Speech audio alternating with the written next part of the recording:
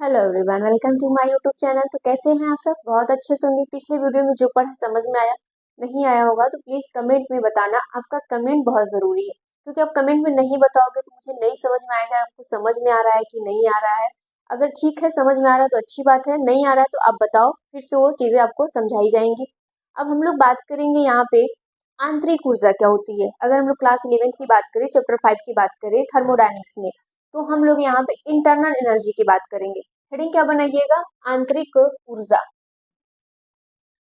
आंतरिक ऊर्जा, ठीक, जिसे हम लोग क्या कहते हैं? Internal energy. इसको हम लोग रिप्रेजेंट करते हैं डेल ई से। किससे रिप्रेजेंट करते हैं? डेल ई से। जरा ध्यान से सुनना कि ये आंतरिक ऊर्जा होता क्या है। अगर आपसे पूछा जाए कि आंतरिक ऊर्जा क्या होती है, जैसे अगर आप हो, आपसे पूछ लिया जाए कि आपके पास आंतरिक ऊर्जा क्या है, मतलब इंटरनल एनर्जी जिसको हम लोग विल पावर कहते हैं, वो चीजें। तो यहाँ पे अब हमें केमिस्ट्री में पढ़ना है, तो हमें बॉडी के बारे में तो बताना नहीं है, केमिस्ट्री के बारे में है, तो फिर यहाँ पे हम लोग आंतरिक ऊर्जा कैसे कहेंगे?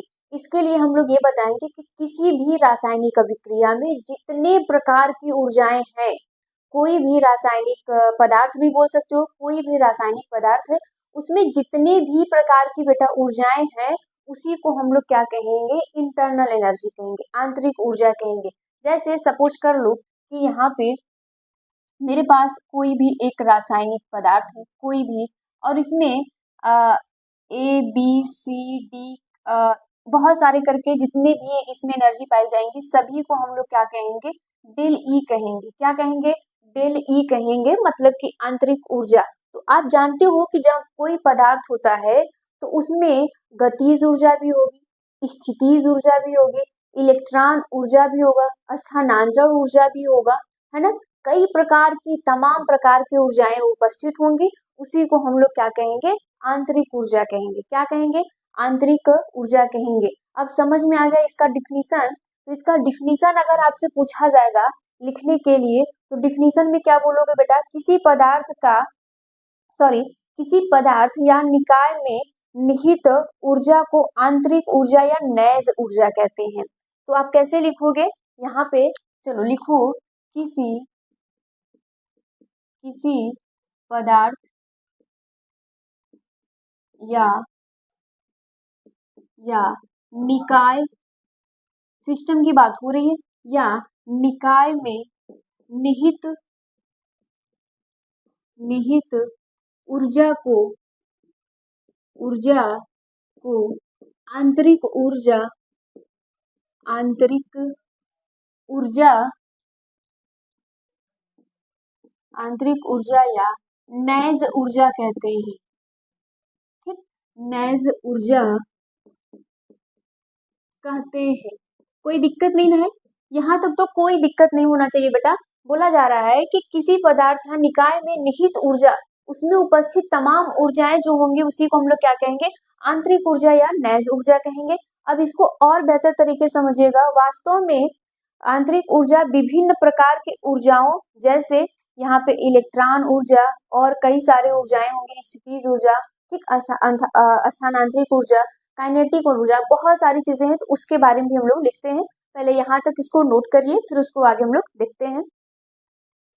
चलो देखो यहाँ पे बोला क्या जा रहा है, ये तो सीधे समझ में आ गई। बोला जा रहा है कि वास्तव में आंतरिक ऊर्जा विभिन्न प्रकार की ऊर्जाओं, जैसे इलेक्ट्रॉन ऊर्जा, इसको शॉर्ट में ई, कैपिटल ई और स्मॉल ई से प्रेजेंट करते हैं। ये ऊर्जा हो गया, ये किसका हो गया? इलेक्ट्रॉन का हो गया, ठीक।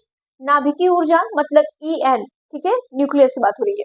अब यहाँ पर स्थितिज ऊर्जा, पोटेंशियल एनर्जी की बात हो रही है।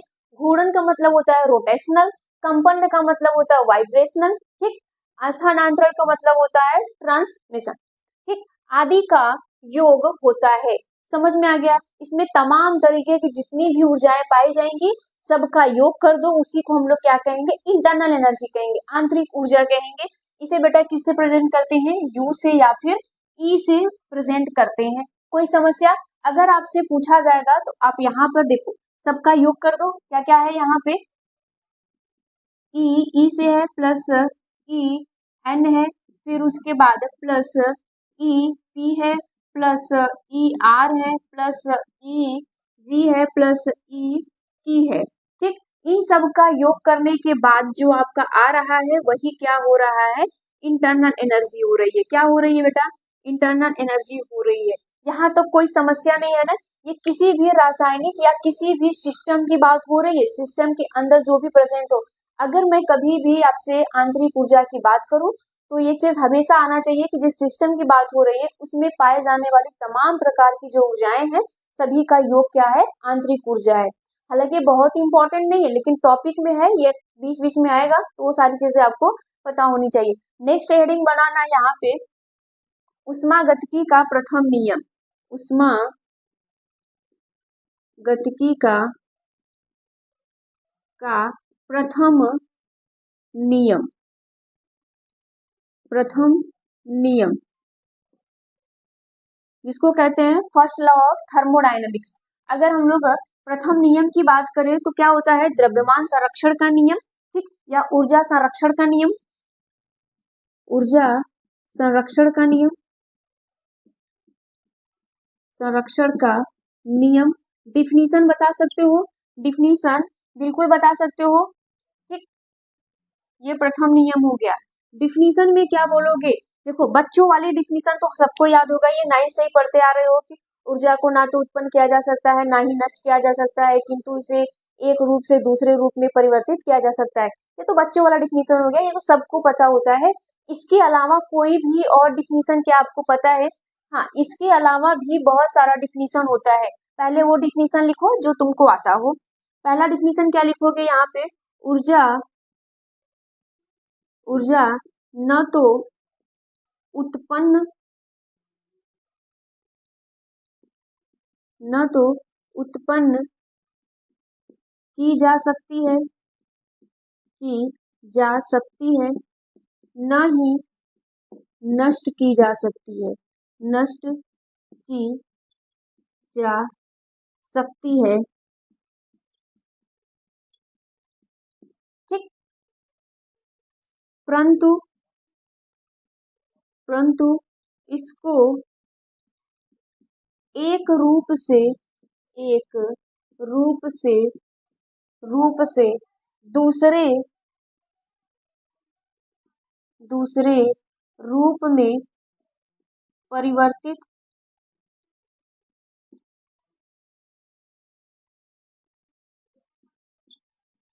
परिवर्तित किया जा सकता है, किया जा सकता है।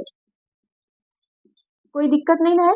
यहाँ पे बोला जा रहा है कि ऊर्जा को न तो उत्पन्न की जा सकती है ना ही नष्ट की जा सकती है, परंतु इसको एक रूप से दूसरे रूप में परिवर्तन किया जा सकता है, परिवर्तित किया जा सकता है। अगर मैं बेटा इसमें दूसरा डिफिनीशन आपसे पूछूं तो क्या करोगे? ये तो सबको पता रहता है, लेकिन इसका दूसरा डिफिनीशन क्या होता है? दूसरा डिफिनीशन अगर आपसे पूछा जाएगा तो बोलोगे कि ब्रह्मांड, ब्रह्मांड की संपूर्ण ऊर्जा निश्चित होती है। क्या होती है? निश्चित होती है। किसी भौतिक परिवर्तन या रासायनिक अभिक्रिया के दौरान ऊर्जा संरक्षित रहती है। तो आप ये लिखोगे ब्रह्मांड, ठीक, ब्रह्मांड की संपूर्ण ऊर्जा, ब्रह्मांड की संपूर्ण ऊर्जा, ऊर्जा निश्चित, निश्चित रहती है या निश्चित होती है, कर लो, रहती है, चलो कर, किसी भी, किसी भौतिक, किसी भौतिक या भौतिक परिवर्तन या रासायनिक, या रासायनिक अभिक्रिया के दौरान, के दौरान, दौरान संरक्षित रहता है,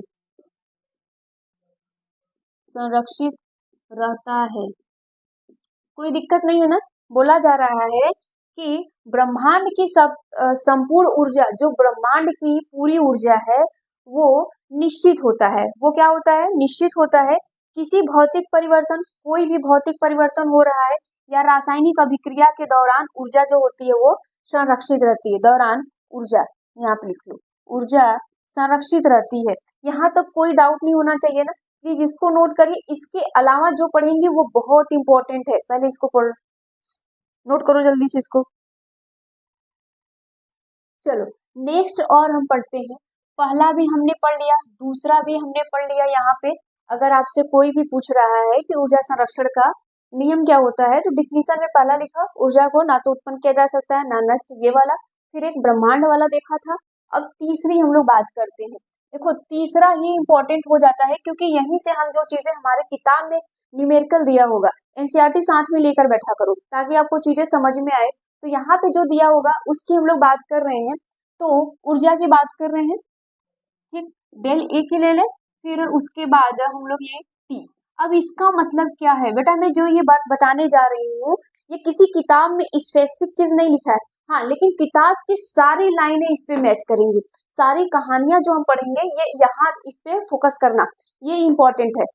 ये मतलब कि मैं बोल सकती, आप ये कह सकते हो कि किसी किताब में स्पेसिफिक ऐसा नहीं लिखा है, हाँ, किताब में जितना भी ऊर्जा या द्रव्यमान संरक्षण का जो नियम है वो इसको ये फॉलो जरूर करता है। अब ध्यान से सुनना। अब ये क्या होती है कि क्या हम ऊर्जा को बदल सकते हैं कि नहीं? हाँ, बिल्कुल भी बदल सकते हैं। यहाँ पे बोला जाता है कि जो ऊर्जाएं हैं उसको उष्मा भी बोल सकते हो। उष्मा जो होती है वो बदलेंगे टेम्परेचर से। टेम्परेचर अगर बदला ऊर्जा बदल जाएगी। अगर ऊर्जा बदली तो इसका मतलब ये है कि टेम्परेचर भी क्या हो रहा है, बदल जा रहा है। अब जरा समझो यहाँ पे, समझो यहाँ पे हमारे पास एक कंटेनर है, ठीक। एक हमारे पास यहाँ पर कंटेनर है ऐसा कुछ, और इसमें हमने क्या किया है, पूरा गैस भरा हुआ है, ठीक। रासायनिक पदार्थ है, तुमको पता है किसमें भरा होगा। हमने क्या किया, यहाँ पर एक पिस्टन लगा दिया, ठीक। यहाँ पर हमने क्या किया, एक ऐसे कुछ पिस्टन लगा दिया यहाँ पे, ध्यान से देखना। यहाँ पे हमने एक ऐसा पिस्टल कुछ लगा दिया है। अब हो क्या रहा होगा, अब जरा ध्यान से सुनना। यहाँ पे अगर हम लोग बात करें तो इसमें आंतरिक ऊर्जा तो होगी, बिल्कुल हम बताए थे कि रासायनिक कोई भी होगा इसमें आंतरिक ऊर्जा होगी, तो यहाँ पर आंतरिक ऊर्जा होगा। अब एक बात बताओ, इस ऊर्जा को, हीट को बढ़ाने के लिए हम लोग क्या कर सकते हैं? हीट अगर इसको हमें बढ़ाना होगा, इस कंटेनर में जिसमें गैस भरी है उसका हीट, उष्मा बढ़ाना होगा, ऊर्जा बढ़ानी होगी, तो हम लोग क्या कर सकते हैं? पहला काम, सवाल यही आएगा पहला कि बाहर से हीट दे दो, ठीक है। बाहर से उसको क्या कर दो, हीट दे दो, ठीक। हम लोग बाहर से जैसे उसको हीट देंगे, देखो बेटा यहाँ पे हीट को क्यू से रिप्रेजेंट करते हैं। किससे रिप्रेजेंट करते हैं? क्यू से। हम लोग बाहर से हीट देंगे तब ये गर्म हो जाएगा। अब जहाँ सुनना, और इस पे हम लोग क्या काम कर सकते हैं, और भी हम लोग इस पे काम कर सकते हैं। जैसे सवाल ये आता है कि और कोई भी गैस होता है, गैस को हमको हीट गर्म करना है, तो हम लोग क्या किए, बाहर से कोई हीट दे दे, या फिर और कुछ कर सकते हैं? हाँ, कर सकते हैं। ध्यान से देखो, जब हम लोग साइकिल चलाते हैं या फिर मोटरसाइकिल, अगर उसमें पहिए में हवा कम हो जाती है तो क्या करते हैं हम लोग, हवा भरवाते हैं ना। तो हवा भरवाते हैं तो प्रेशर क्रिएट करते हैं, प्रेशर डालते हैं। अब बेटा मैं जैसे ही इस पिस्टल पे प्रेशर लगाऊंगी, मतलब दाब जैसे ही लगाऊंगी, यहाँ पे दाब लगाऊंगी, तो ये क्या करेगा, हीट इसमें जनरेट होगी कि नहीं? हाँ, बिल्कुल ये गर्म होगा। आप देखते हो कि जब हम लोग पंप के थ्रू पहिए में हवा भरते हैं भाई, तो गर्म हो जाता है ना, जानते हो कि नहीं? अगर नहीं भी देखे हो तो सबसे अच्छा एग्जांपल समझो। अगर हम लोग दुकान पे भी जाते हैं तो वहां पे कुछ इस प्रकार का ऐसे सिलेंडर की टाइप का रखा रहता है, ठीक। यहाँ पे कुछ इस प्रकार से यहाँ पे सिलेंडर टाइप का रखा रहता है ऐसे, और इसमें पूरी की पूरी क्या होती है, गैस भरी रहती है। वो बहुत अधिक प्रेशराइज करके भरी रहती है, पूरा का पूरा इसमें क्या रहता है, गैस भरा होता है, अधिक प्रेशर पे भरा रहता है, तो ये गर्म रहता है। इसको जब छुओगे ना, जब ये चलेगा तो ये गर्म रहता है। तो उसी प्रकार पंप को भी देख लो, जब हम लोग हवा भरते रहते हैं तो वो भी गर्म हो जाता है, वो भी गर्म हो जाता है। तो कहने का मतलब है कि हमने प्रेशर लगाया कंटेनर पे, कंटेनर पे जैसे ही प्रेशर लगाया बेटा, हमने काम तो किया, डब्लू वर्क तो कर दिया ना, तो यहाँ पर हमने इस पे काम कर दिया। तो अगर मैं यहाँ पे बोलूं, तो अगर आपसे यहाँ पे बोला जाएगा जो ये आंतरिक ऊर्जा है, आंतरिक ऊर्जा तभी बदलेगा जब तापमान बदलेगी। तो इसका ऊर्जा, हमें आंतरिक ऊर्जा बदलना था तो हमने तापमान बदला, तापमान बदलेंगे तो ऊर्जा क्या हो जाएगी, बदल जाएगी, उसकी उष्मा बदल जाएगी। तो एक तो हीट दे दो डायरेक्ट, उससे बदला। दूसरा हमने क्या किया, प्रेशर जनरेट किया।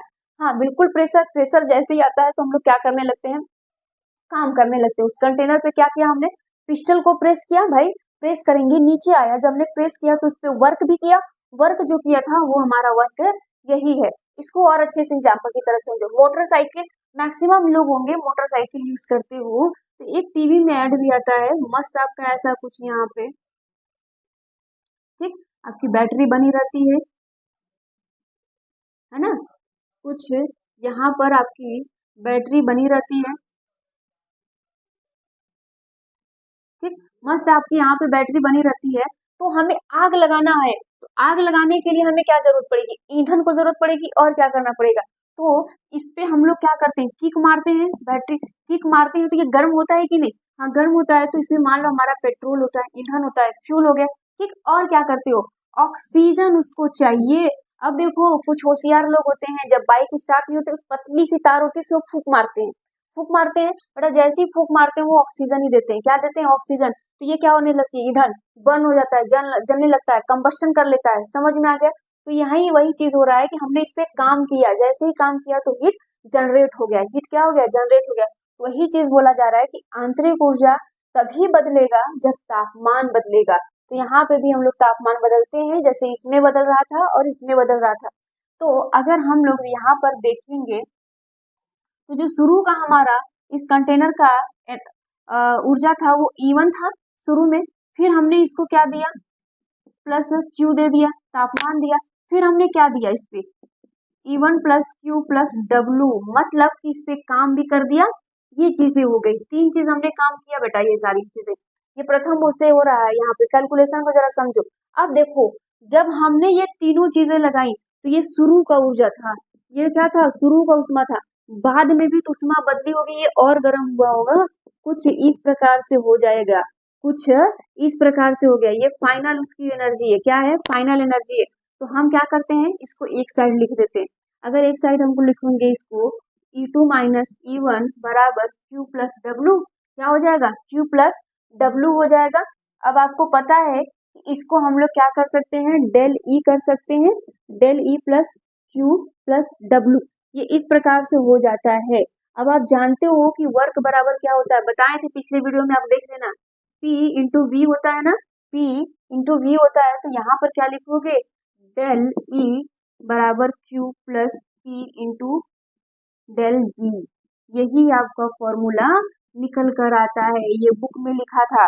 अगर बेटा मैं आपको ऐसे डायरेक्ट लिखवा देती तो आप समझ नहीं पाते कि ये आया कहाँ से। अब उम्मीद करते हैं कि आप समझ गए हो इससे, ठीक, यही होता है प्रथम नियम होता है। तो यहाँ तक इसको नोट कर लीजिए। हाँ, एक लाइन और इसमें ऐड कर लीजिएगा, अगर मान लीजिए प्लस क्यू आए माइनस क्यू आए प्लस डब्ल्यू आए माइनस डब्ल्यू आए, तो क्या क्या होगा, यहाँ पे वही चीज है, यहाँ पर आपसे पूछा जाएगा तब क्या क्या होगा, तो आप यहाँ पे बोलोगे heat given from the system, given from the system, इसके लिए बोलोगे heat released, heat released from the system, ठीक, ये लिख लेना। और यहाँ पे क्या होगा, work done on the system, on the system, और यहाँ पे क्या होगा, work done by the system, ठीक, कोई समस्या नहीं है ना, यहाँ तक इसको नोट कर लीजिए। आगे बढ़ते हैं हम लोग, चलो नेक्स्ट वीडियो में, सॉरी नेक्स्ट टॉपिक आप हम लोग पढ़ते हैं इंथैल्पी तथा इंथैल्पी परिवर्तन, ठीक, हेडिंग क्या बनाएंगे, इंथैल्पी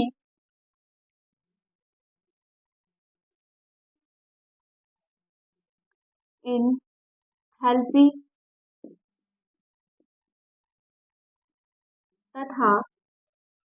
तथा इंथैल्पी परिवर्तन,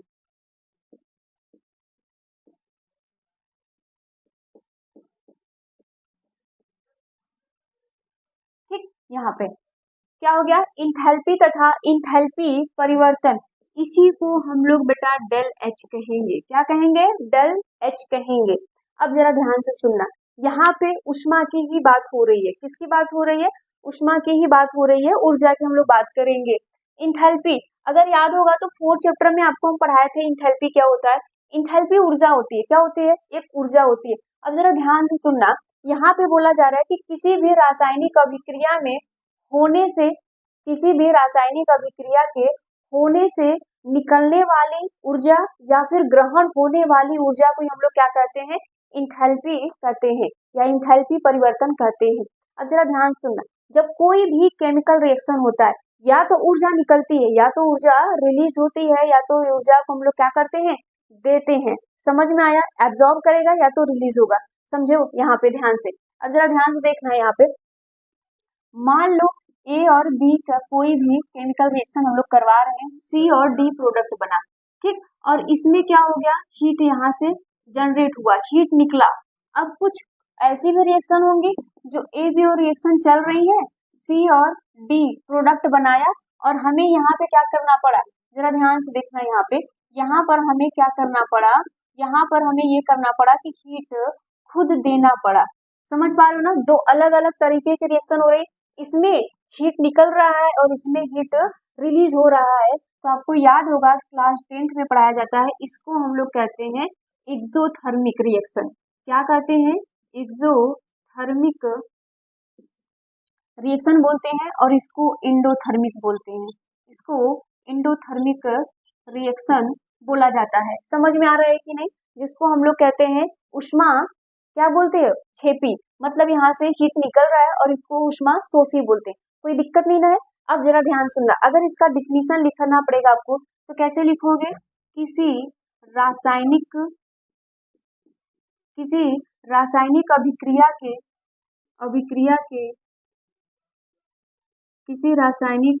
अभिक्रिया के होने से निकलने वाली ऊर्जा या ग्रहण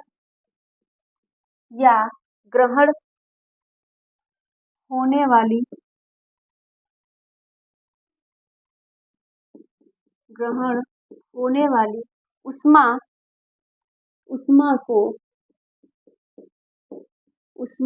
को एंथैल्पी कहते हैं। ठीक, बात समझ में आ रही है। यहाँ पे बोला जा रहा है कि उष्मा किसी रासायनिक अभिक्रिया के होने से निकलने वाली या ग्रहण होने वाली उष्मा को हम लोग क्या करते हैं, इंथैल्पी कहते हैं। अब अगर इसी में आपको बोला जाएगा तो बोलोगे स्थिर दाब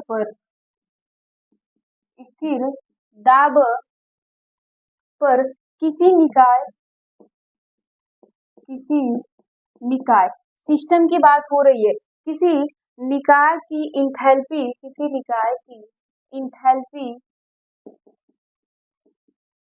इंथैल्पी या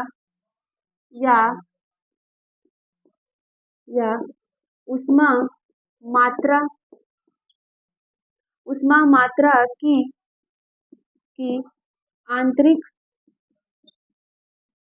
आंतरिक ऊर्जा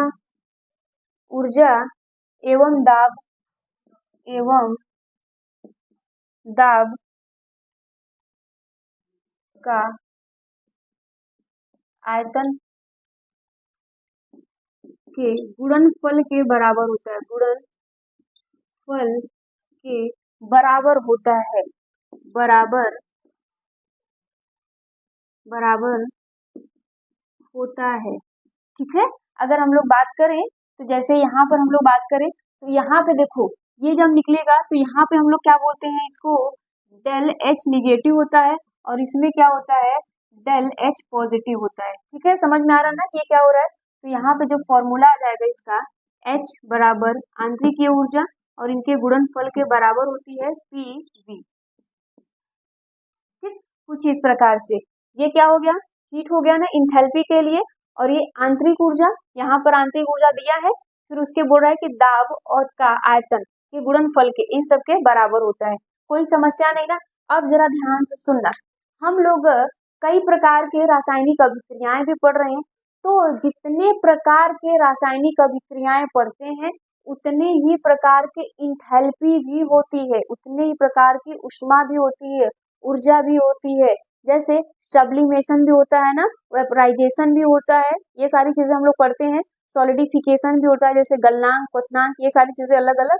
तो उसी प्रकार से यहाँ पर भी इसको बोला जाता है। इसमें भी हम लोग वही सारी चीजों को पढ़ेंगे। तो अब नेक्स्ट हेडिंग इसमें आप बनाइएगा यहाँ पर गलन की इंथैल्पी, गलन की इंथैल्पी।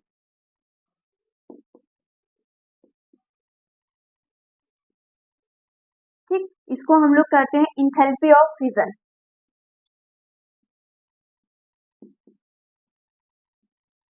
Enthalpy of fission. ठीक, अब इसमें देखो क्या होता है, इसमें बोला जाएगा कि जब कोई एक मोल पदार्थ हो, जब कोई एक मोल पदार्थ हो, लेकिन वो गलेगा कब, जब वो सॉलिड होगा। तो एक मोल सॉलिड को गर्म होने सॉरी पिघलने के लिए, मतलब उसको द्रव में आने के लिए, एक मोल ठोस को द्रव में लाने के लिए जितनी ऊष्मा की जरूरत होती है, उसी को हम लोग कहते हैं गलन की इंथैल्पी कहते हैं। ये सब चीजें 9th में बहुत बेसिक सा बताया होगा, लेकिन यहाँ पे हम लोग थोड़ा सा अलग उसको पढ़ते हैं, गलन की इंथैल्पी। तो यहाँ पर क्या लिखोगे, इसमें आप लिखोगे कि एक मोल ठोस, मतलब बर्फ जैसा ही होगा तभी तो, लेकिन वो एक मोल होना चाहिए। एक मोल ठोस को को उसके, या इसके कर लो, इसके गलनांक, चलो उसके करो अच्छा लगेगा, उसके गलनांक पर मोल द्रव में परिवर्तित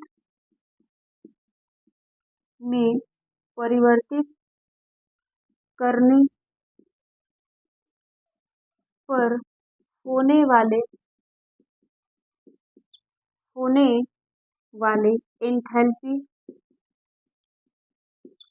वाले एंथैल्पी परिवर्तन को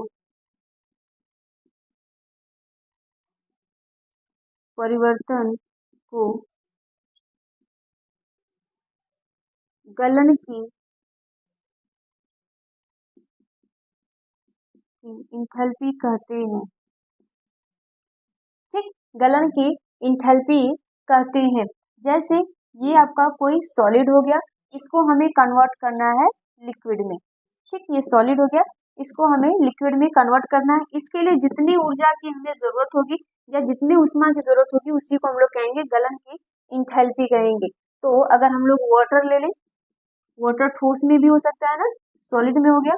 अब यही वाटर क्या कर जाएगा, लिक्विड में भी चेंज हो जाएगा। इसके लिए जो ऊर्जा की हमें जरूरत पड़ती है वो होता है डेल एच बराबर प्लस 0.6 किलो जूल होता है, 0.6 किलो जूल होता है। ठीक, उम्मीद करते हैं आज ये आपको समझ में आया होगा। इसके बाद नेक्स्ट वीडियो में इसके आगे हम लोग पढ़ेंगे। तो आज के लिए इतना ही रहने देते हैं। Thank you.